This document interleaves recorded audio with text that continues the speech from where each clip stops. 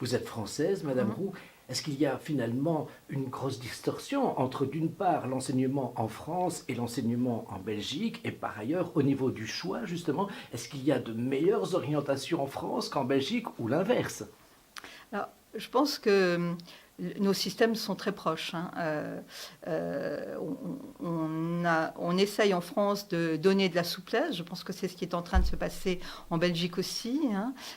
On avait des orientations très précoces, on les a abandonnées il y a quand même maintenant une vingtaine d'années.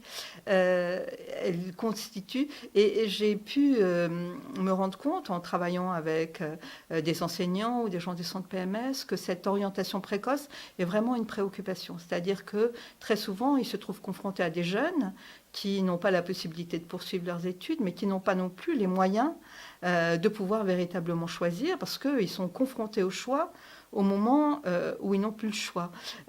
Donc cette approche éducative qui fait qu'il est important de commencer tôt et de permettre aux jeunes d'accumuler des éléments d'information, des éléments de réflexion pour pouvoir être plus en mesure de pouvoir choisir à un moment donné est indispensable parce que, en général, en Belgique autant qu'en France, on demande souvent aux gens de choisir quand ils n'ont plus le choix.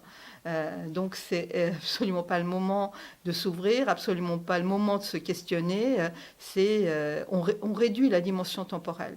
Et je pense que apprendre à choisir, c'est un processus.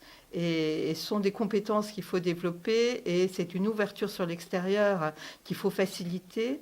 Et le système éducatif de l'enseignement fondamental, pas forcément pour l'orientation, mais pour développer la curiosité, à l'université, c'est très important de donner aux jeunes les moyens d'avoir la possibilité de faire un choix.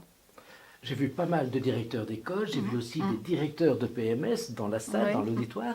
Vous y étiez tout à l'heure, vous étiez tout à l'heure.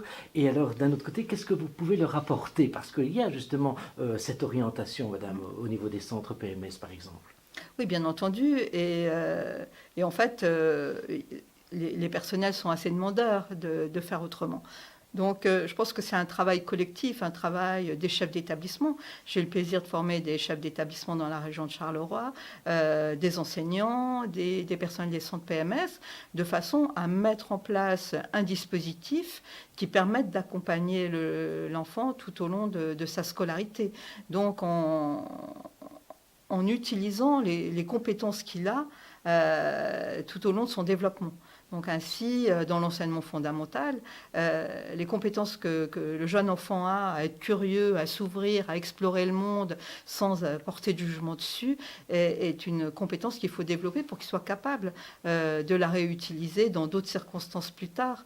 Par contre, au moment de l'adolescence, quand on commence à maîtriser l'abstraction, le fait de donner du sens aux choses en les regroupant et en se posant les questions de qu'est-ce qui est important pour moi et qu'est-ce que j'aime et pourquoi, c'est un élément qui va aussi faciliter parce que je ne serai plus sur des éléments disparates pour choisir, mais sur des critères organisés par rapport à moi-même et qui me permettront de donner de la valeur et du coup de pouvoir choisir. Bien. Sur le site de l'ELA, vous pensez qu'on pourrait imaginer justement un outil qui permettrait à un rhétoricien ou quelqu'un qui a déjà accompli des études à bien choisir justement parmi les 55 formations que propose l'ELA? Est-ce que vous croyez qu'il y a un outil qui permettrait comme ça, en fonction de certains critères, de guider au mieux l'étudiant? Oui, moi je trouve que c'est une idée vraiment très intéressante parce que on pourrait utiliser cet outil à différents moments. Je pourrais l'utiliser de façon exploratoire lorsque je suis encore dans l'enseignement secondaire pour pouvoir comparer. En fait, ce qui est important dans une approche éducative, c'est de passer du quantitatif au qualitatif. Mais effectivement, pouvoir comparer des formations, pouvoir les juger sur des critères permettrait effectivement de faciliter le choix et faciliter le choix aussi en cours d'études pour des reconversions. Parce qu'en fait, ce qui paraît important, c'est moins ce que le jeune va vouloir faire que la raison pourquoi il veut le faire. Et très souvent, on est complètement focalisé sur la finalité et pas vraiment sur le sens qu'on lui donne. Et en accompagnant ces jeunes, je pense qu'il est très très important de les aider à identifier pourquoi ils ont choisi telle voie ou telle autre. Je prends souvent l'exemple de la médecine parce qu'on peut le faire pour des raisons qui n'ont rien à voir les unes avec les autres.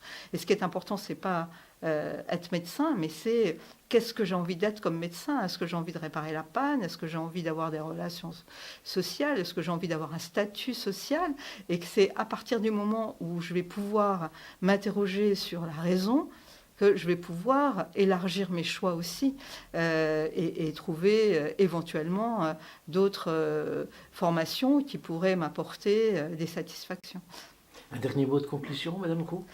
Oui.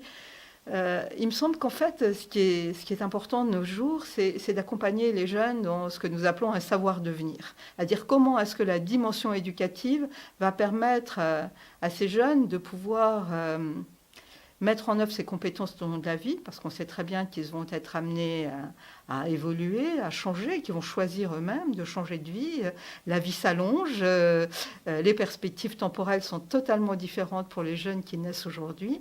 Et voilà, donc donnons le goût de l'avenir et sachons devenir. Merci beaucoup, vraiment. Merci bien.